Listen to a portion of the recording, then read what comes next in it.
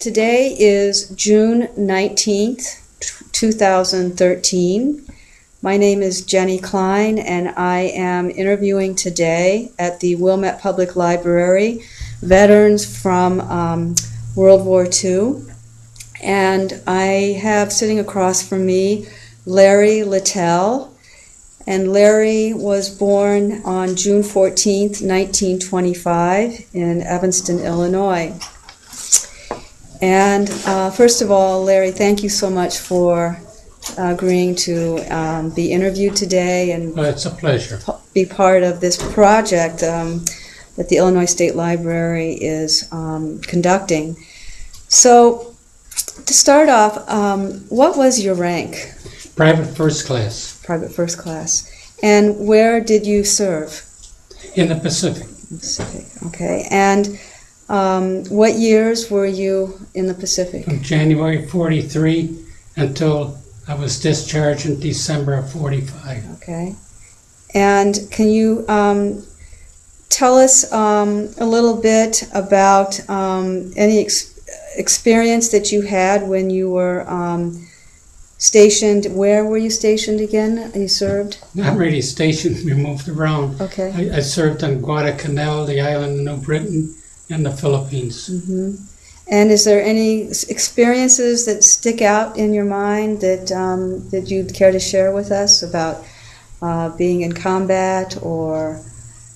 Well, would you like me just to tell the story from the time on December 7th when they attacked Pearl Harbor, and the next day in the Evanston High School, we were all taken in an auditorium waiting for Roosevelt to say the Day of Infantry.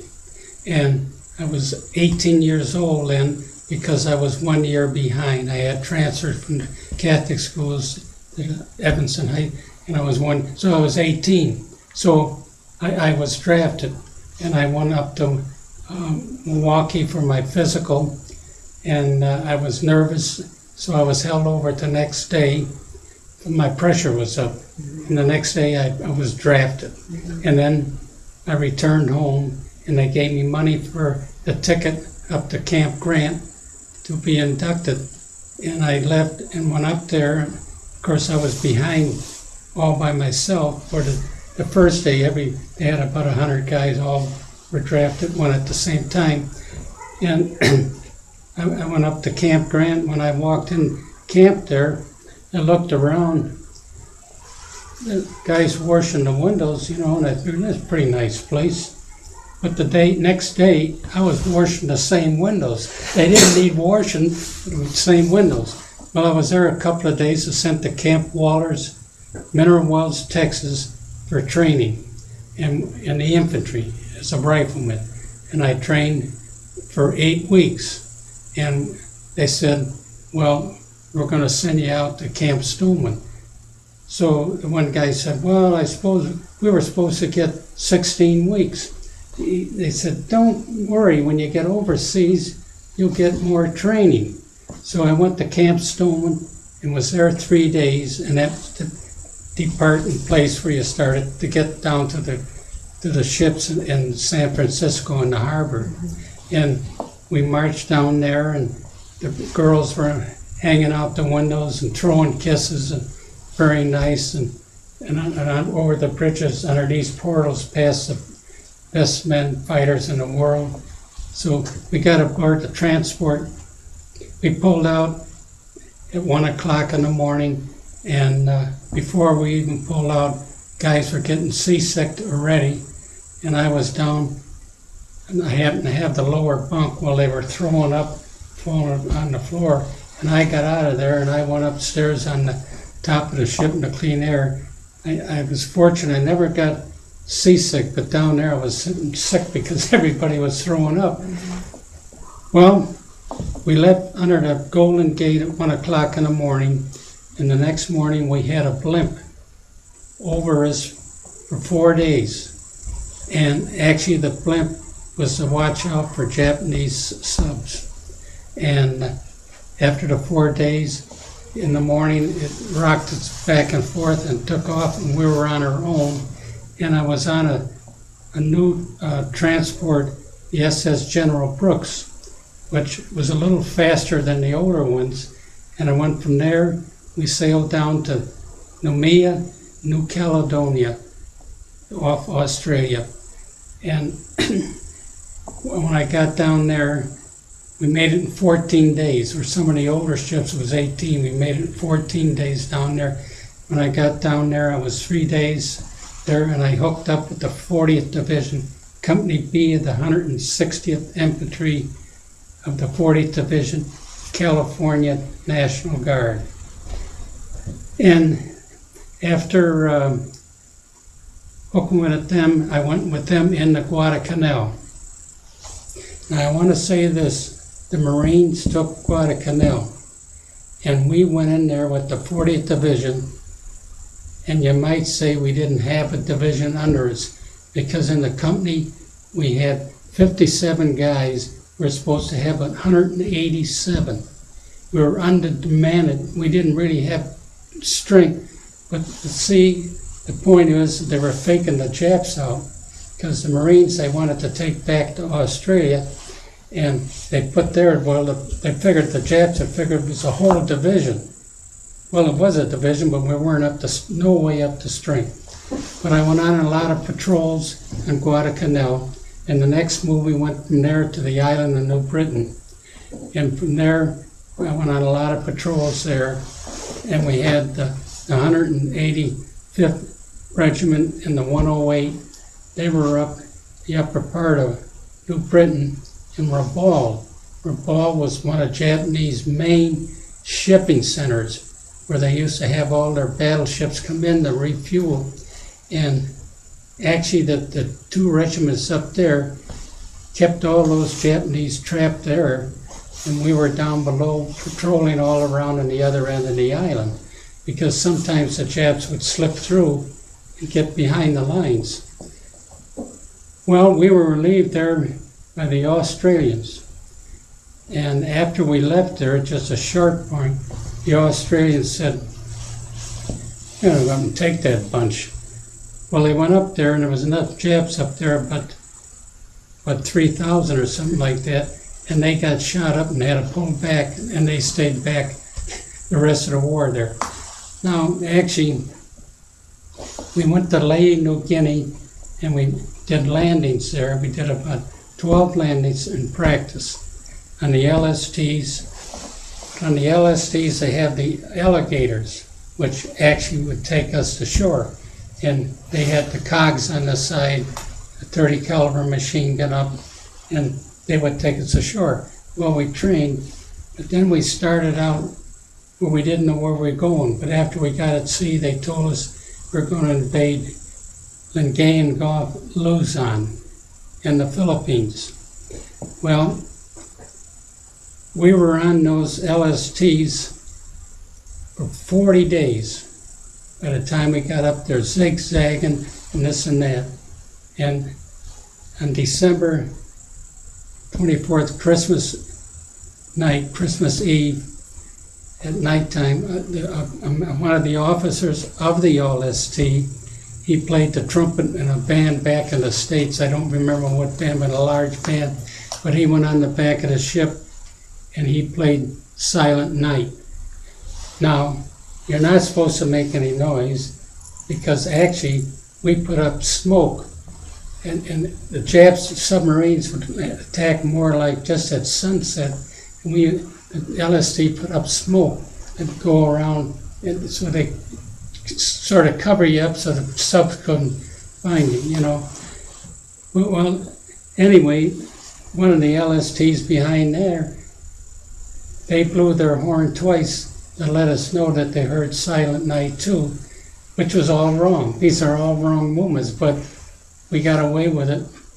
Well, we got up at Lingayen Gulf on January 9th, 1945, and we were supposed to hit the beach at 9:30.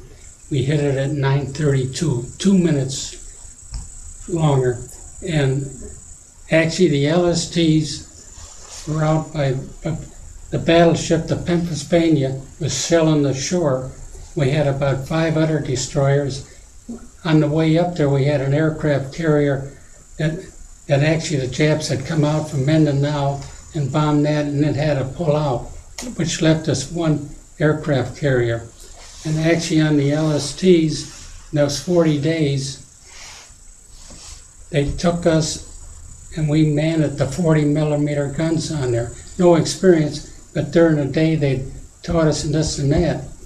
Because when we actually got off Mindanao, the Japs come out to bomb the ships out there, and we manned the 40-millimeter guns and fired it at the Japs. Now, we didn't have enough training to hit anything, but the tracers up there, then the Navy guys on the LST, they relieved us, and then we run around and got the ammo for the 40 millimeter, and the ammo wasn't stored like in an ammo plate, it was over doors. And then you had to run around, take it off the top of the doors to bring it up to them, and there was quite a bit of planes the Japs sent out. Well, anyway, we got up to Lingayen Gulf, and we went ashore there. And actually, I want to stop right there. You see, beforehand, we had training. Now, and on the LSTs, our captains and our lieutenants all had their bars on. Captains had the roller skate, railroad tracks rather, this and that. And the thing is, in the morning, we climbed aboard the alligators. They didn't have no bars on, and we called them all by their first name, because if we got captured, and they said if we got captured, don't have an officer, standing and like being with a group of guys, because if they figured he was an officer, they'd take and torture him more and probably kill him. So it was like, keep moving around, don't look like everybody's in charge, you know what I mean? Fortunately, I never was captured, but that was what it was. So we went ashore there. Actually, Lingayen Gulf, when we hit the shore there, the Japs had run out. Because they bombed it, so they were bombing 3-4 days before when airplanes bombing, scraping. So when we landed, the Japs had taken off down a 2-lane highway and went all the way down to Manila. And then we landed, and we waited there a half a day, and then we started out down that highway. And we started down there. The first place we got to was Camp O'Donnell. Camp O'Donnell was where the nurses and the soldiers were held captured after Bataan, where they had walked 80 miles from Bataan, 80 miles to this camp, where they lost a lot of them. They were bayoneted on the road and everything else. Well, we went in there was 6 Japs in there, and they started firing back. Fortunately, they were all killed, and we got them out of there. And they were taking the Leyte, were there. They were thrown, I think, down to Australia and on ships, because they wanted to stay down low, and they went back to the States, because up high, if they just went straight across to the Hawaiian Islands or something, the Jap subs were out there, very active at that time. Well, we went there. We went next town was Tarlac. Now, Tarlac is the original capital of the Philippines before they moved the capital to Manila, where there was shipping, the port and everything. It was more active to be a capital, and that was done before the war. And the Japs had taken Tarlac and burnt it all down, killed the women and everything, and just destroyed everything was there.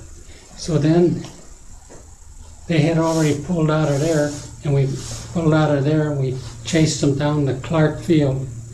And from Clark Field we went into the Zambali Mountains. Now, the 37th Division and the 1st Cavalry come on by us and went down to take Manila. And sometimes I get like, well anyway, there was 6 of us were told to go down back on the road that come up to Clark Field, because we didn't know whether the Japs were going to come around and come up from behind.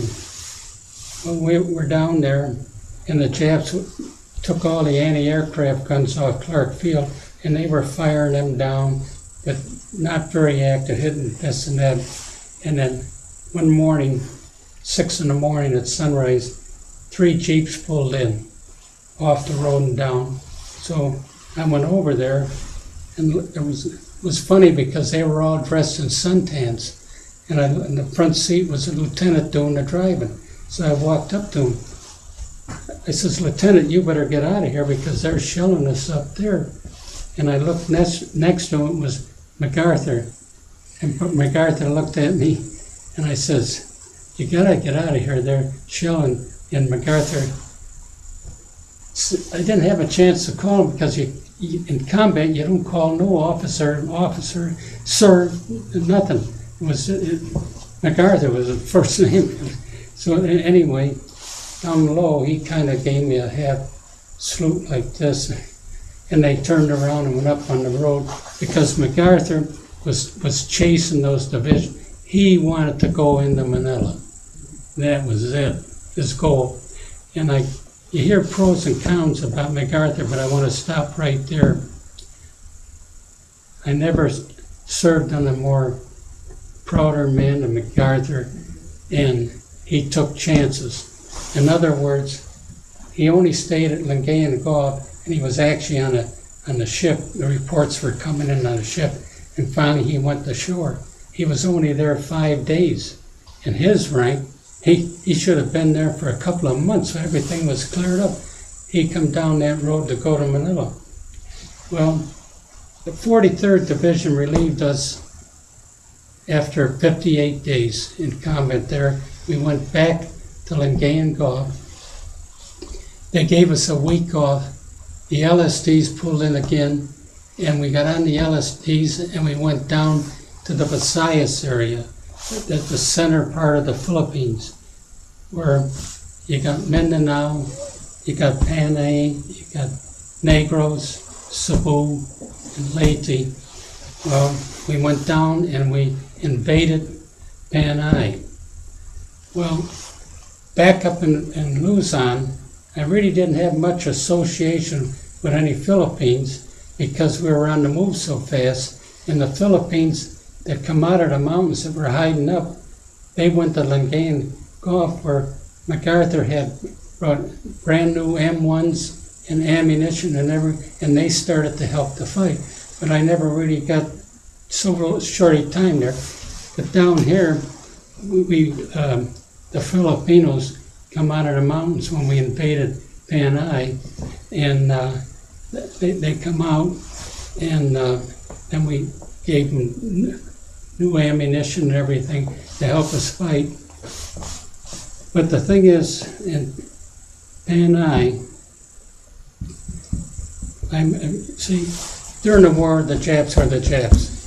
In Panay, we had Japanese people.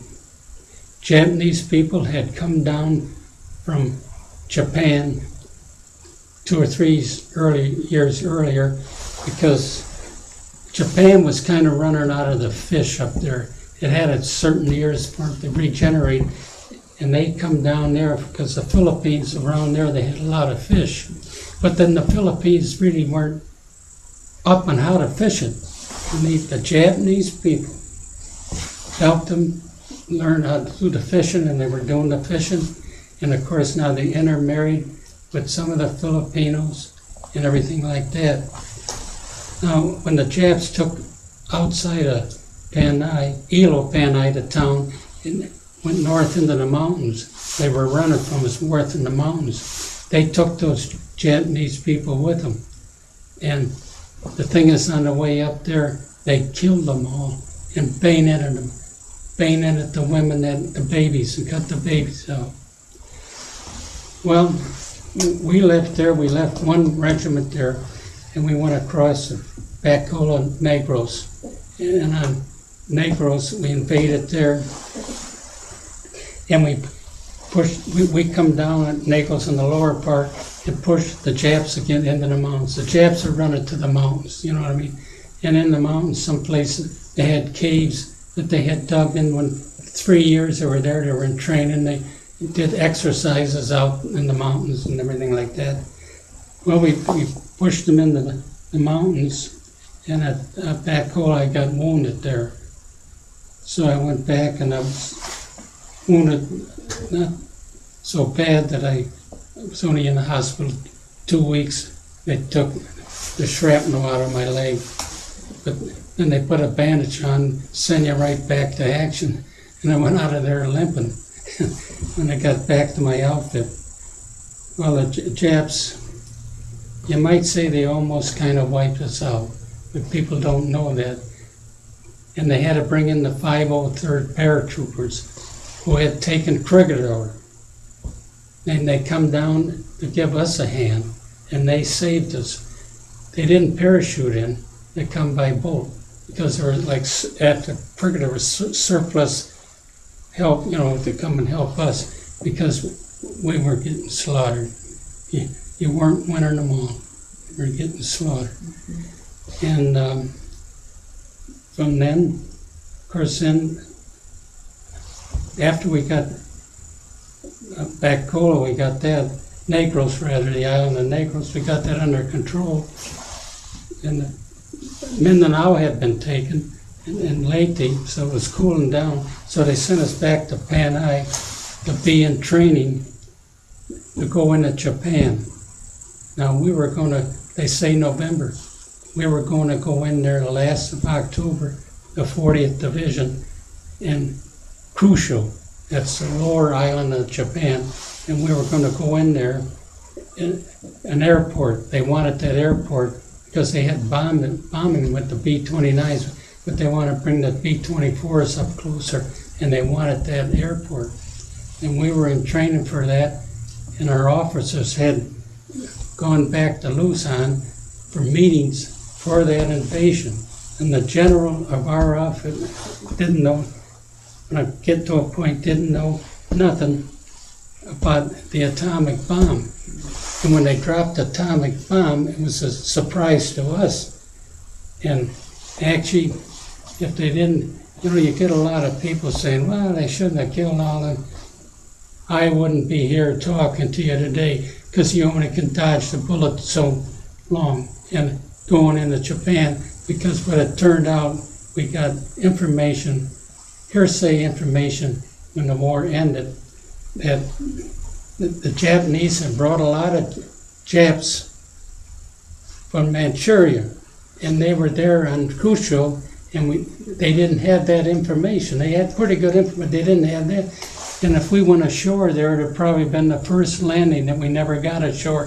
The first landing ever in the Pacific would have been pushed back in the ocean and we'd been killed. Mm-hmm. Well, after they dropped that, immediately the LSTs that were in training to go into Japan, we loaded up on those, and we were rushed up to Incheon, Korea, because it's hearsay at that time with me, we didn't know what the Russians were going to do.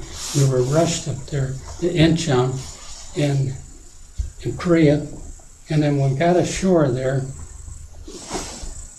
you see, the LSTs took us ashore, but the LSTs had to get out of there right away, because in Incheon they have a 35-foot tide, and if they hung around, they would have been hung up on the beach. But after they landed, we're all there by ourselves. Fortunately, that's it. The Japs were told to stay in their barracks and everything like that, and a captain showed up. He was talking to Captain Lynch, my captain, and Captain Lynch says, go with him. So I go with the captain, and he turned out to be a lawyer that knew all about surrender terms. So he had a Jeep, and in the Jeep, he had a lieutenant from the Japanese Army that was actually in the Japanese Army as an interpreter. So we went out, and we went around to all the airfields, and the Japanese, they were told to stay in their barracks, nothing, don't come out, and they did everything perfect. And we would go there, and the captain would talk to the general of the base, the different bases, and quote the surrender terms, that they would be brought down to Busan. It would be put on ships back to Japan. So, but the second day we were walking out, and another thing, when the American soldiers, when we were in there, we were told, Japanese officers, we said, sir, just as if it was ours, and respectful, and the Japanese soldiers, no rough stuff, this and that. We didn't operate like the Japs would have done. If they took over us, they would have probably shot most of them. No rough stuff. And where we really had trouble with was the South Koreans, because the Japs had taken over their country, had taken over their homes, and had raped their women. And the South Koreans, they were on the loose, and they were going after the Japs, or the war's over now, the Japanese, and shooting the civilians, because a lot of the civilians were the wives and everything that had been brought from Japan when they were going to Manchuria and lower China, invaded there. Well, I went with him, so the second day I said to the Japanese lieutenant, I said, Lieutenant, you speak better English than me. He says, well, maybe I should. He says, I graduated from the University of California. And I said, well, how did you get caught in this mess? He says, well, my dad was in Japan on business, and I had just graduated from college, and he took me with for experience in the business, and the war broke out, and the Jap said, you either go in the Jap's army or you're going to prison. So he says I took the army, and he was in Korea and in Manchuria there for a while, served some time there. So anyway, we got to be pretty good friends. But about the fourth day out, a B-17 come over, and it rocked us wings back and forth, come over about 500 feet, just zooming around. And we said, well, they're just being friendly, but they went north of the 38th parallel. And we could hear, we couldn't see it, but we heard machine gun fires from fighter planes come down. It shot the B-17 down, which meant the Cold War started right there. That's it. But anyway, I was in Korea 4 weeks, going around after we did all the airfields, and I was sent back to my outfit, which was down in Busan, and our job was there at the docks where we were bringing all the Japanese people and that soldiers, like I was telling you, shipping them back to Japan. And when the ships got over to Japan, they loaded them up on slave labor, Koreans that had been brought over there to work in the military plants during the war, and they would bring them back and take more soldiers back and forth. Well, I was there 4 weeks, and then my combat points are real high. In fact, the Purple Heart gives you 12 points, and each combat was 12 points. So I went up, of course, if you were married and had 3 kids, you made out pretty good. But I didn't have no children at that.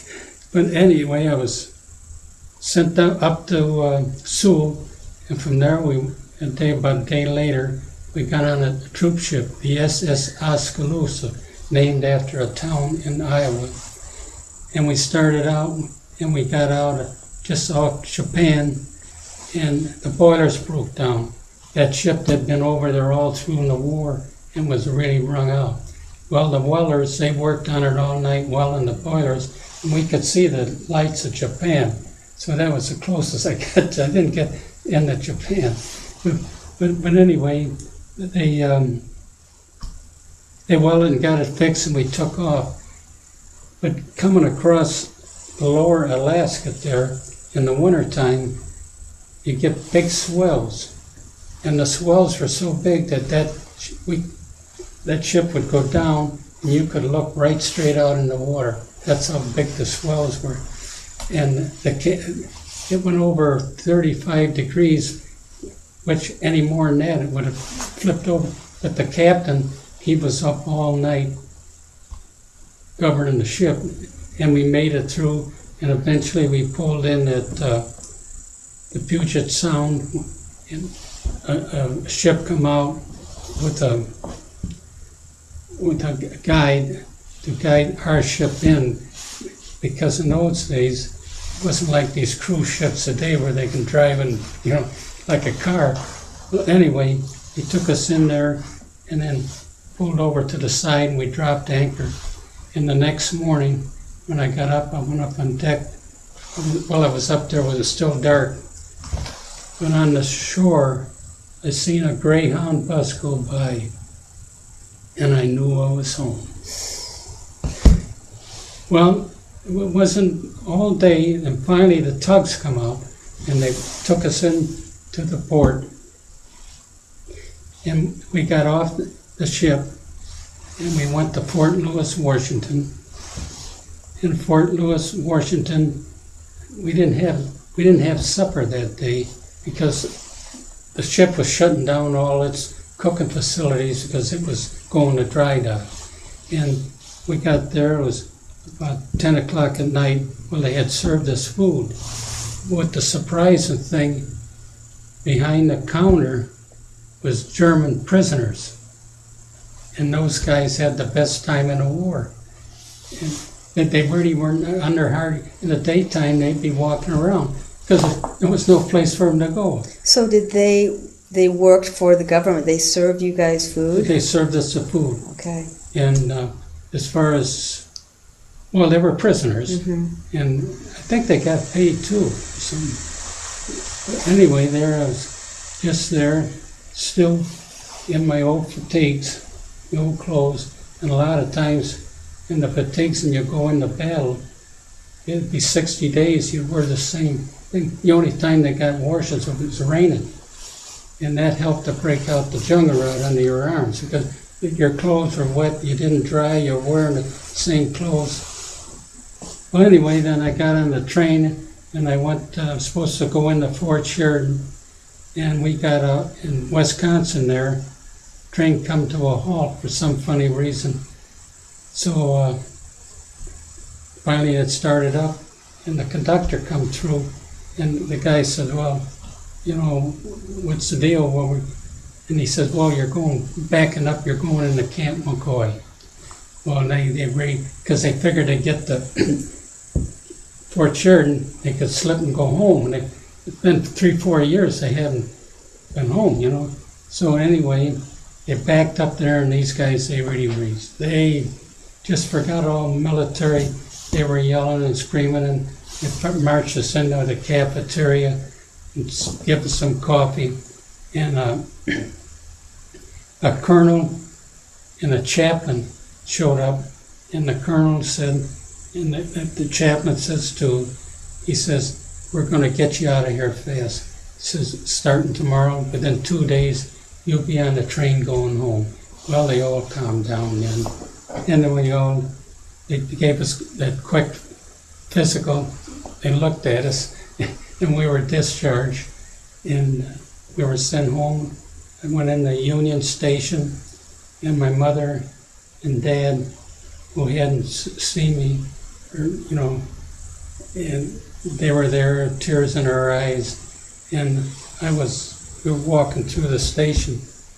Well, I guess in the station, military during the war, I never was there, but you had to take your hat off, you were inside, see? So I'm walking with my hat on, and this MP comes over, and he says, hey, come here.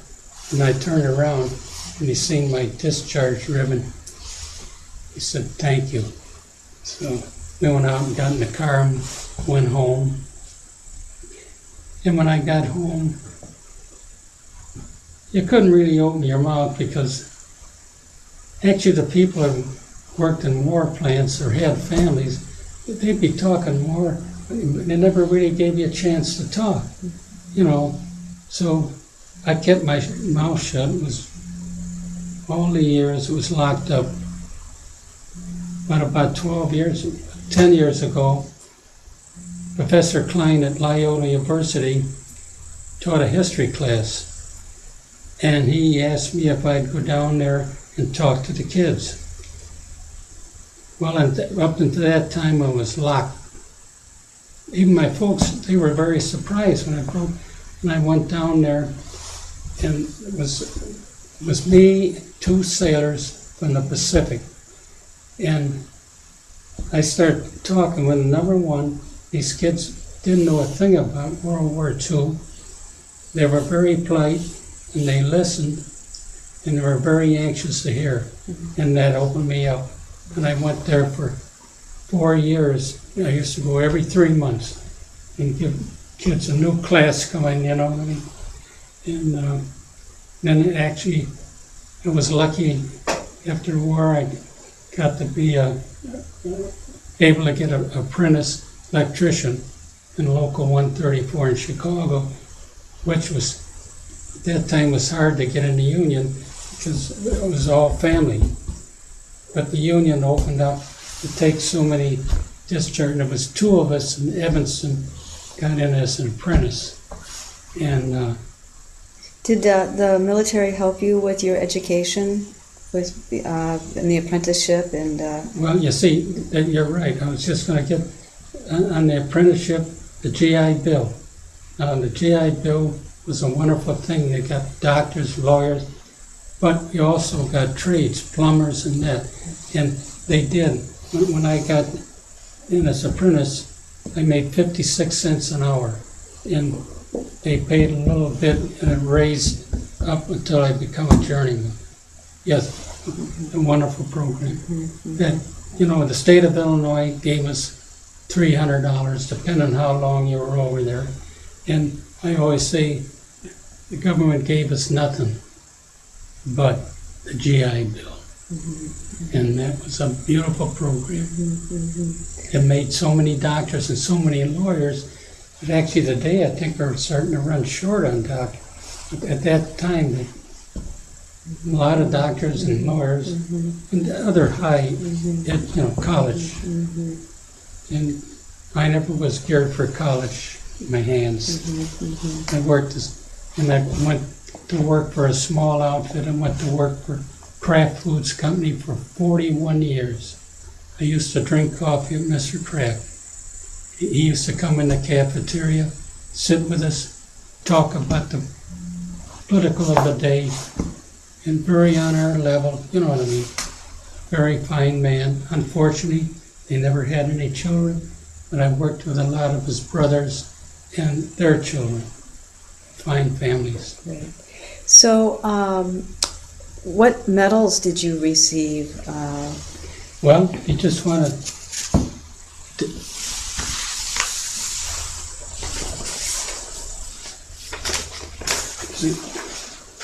They're all there. Up here, Combat Infantry Badge at the top, the Bronze Star, the Purple Heart, and down here, Asiatic South Pacific Campaign, 2 Bronze Stars, World War II Victory Medal, American Campaign Medal, Army Conductor Medal. I got that by luck. In the Solomon Islands, now that's when the Solomon Islands government released that one there, that medal there, for only guys that had fought in combat. And I was very fortunate to get that. And Philippine Liberation Medal, Philippine President Unit Citation Badge, Philippines Independent Medal, World War II Army Occupation Medal for the occupation of Korea. And then bronze arrowheads. Bronze arrow, you can't hardly see it, but it's right there. The bronze arrow is only issued to men that hit the beach first, the first wave, and I got 3 of those. You were quite decorated.